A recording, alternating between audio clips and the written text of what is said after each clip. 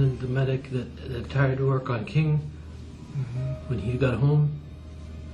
And then somebody told me that he killed himself down in Myrtle Beach one weekend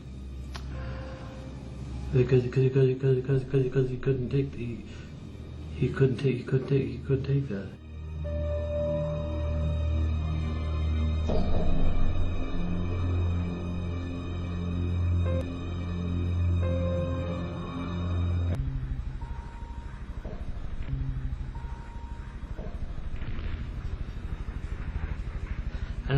And I'm confused. I'm pretty sure it was King who went back to the deuce and a half, and you had to crawl, up there.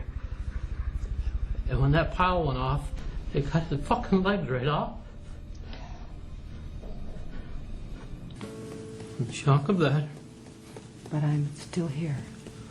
But I'm still here. And I love and accept myself. And love and accept myself. Why do you think that's true? That you shouldn't be having feelings about it? Because you drive on, airborne drive on, right? Okay. Can I do a little bit on that?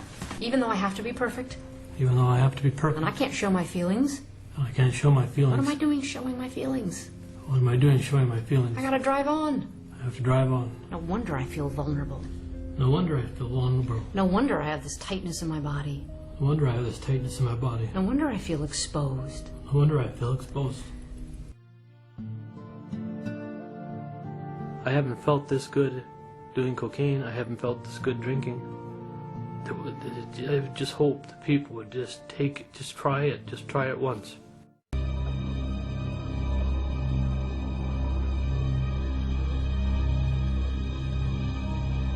And I know that I got to talk about it. I know I got to get through it. And I know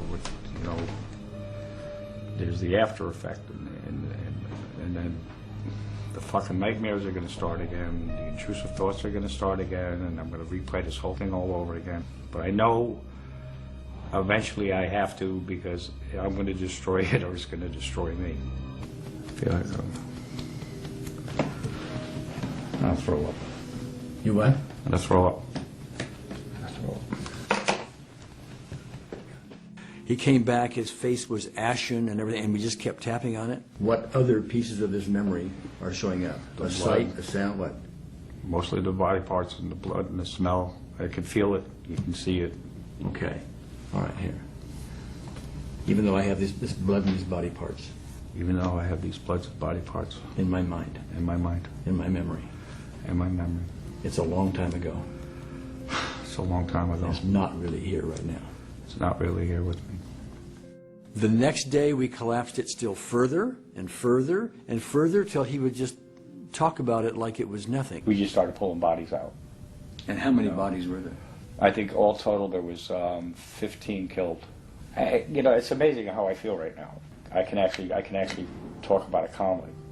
I would say that I've never seen anything that can start with a symptom of very high anxiety, of insomnia, of hyperarousal, and have that disappear in the course of a few days' time. That's extraordinary.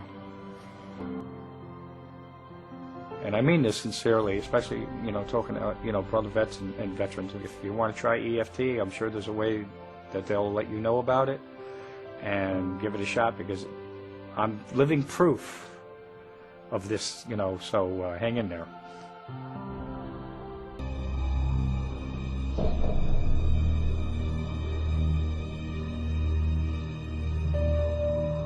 And I've tried everything.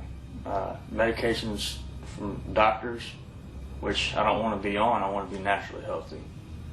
And I've tried talking about my problems, but it's just all it does is bring them back up, and I think about them at night. The first night was very tense, very skeptical.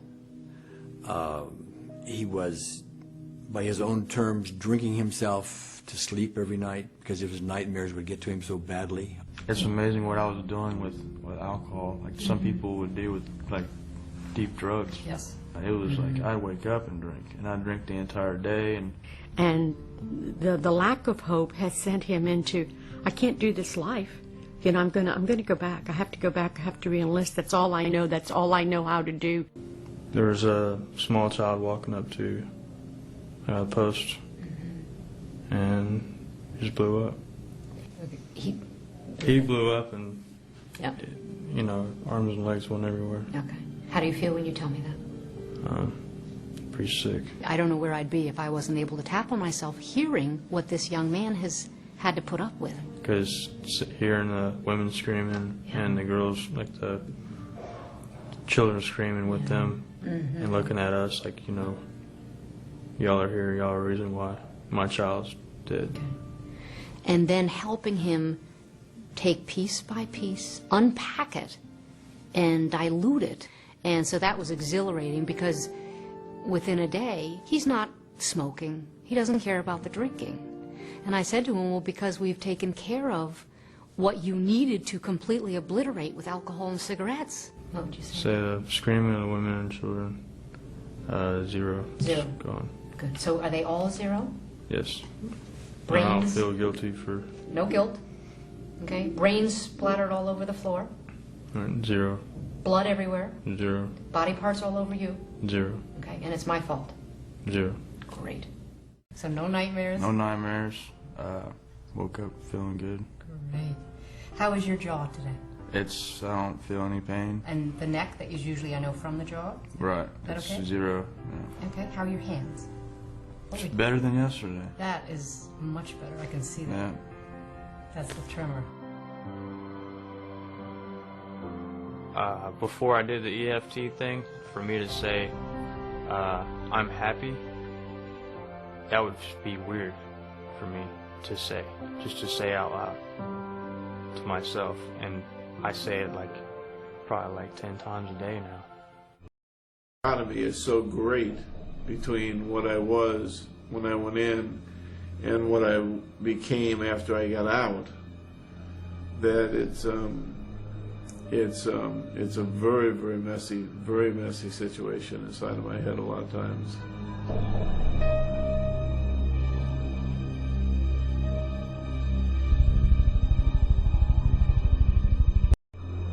And I saw this lieutenant trying to move, and I tried to get to the helicopter and grab his foot to see if I couldn't pull him out.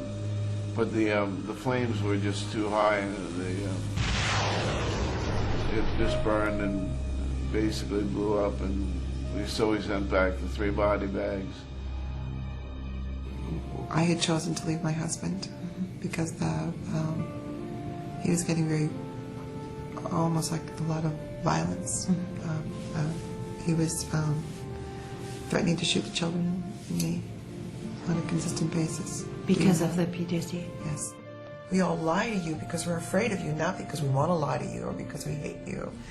We love you, but if we tell you the truth, you get angry about situations, very angry. A person comes back with PTSD and it can destroy the family. You have a person now who is not sleeping, who becomes abusive, who becomes addicted to drugs and alcohol. So you have families torn apart, and maybe there's enough love and glue to keep it together, but the pain is agonizing. And so when you are able to give a technique that very quickly lets family engage with one another, to really support one another, because people love one another, they just don't know how to help. And suddenly they have a way that they can really help. He's a veteran, and he has had all the symptoms, and we've been in the psych ward for years. I've had therapy, and in 3 days we're talking. We haven't talked in 5 years, really talked and had a conversation. I can't emphasize enough how important it is that you can actually feel like a real person again, and not be afraid, and not have to cover up all of your junk every single day of your life. These men should have their families supporting them on a consistent basis for many years. They shouldn't lose their wives, they shouldn't lose their children, because they serve this country.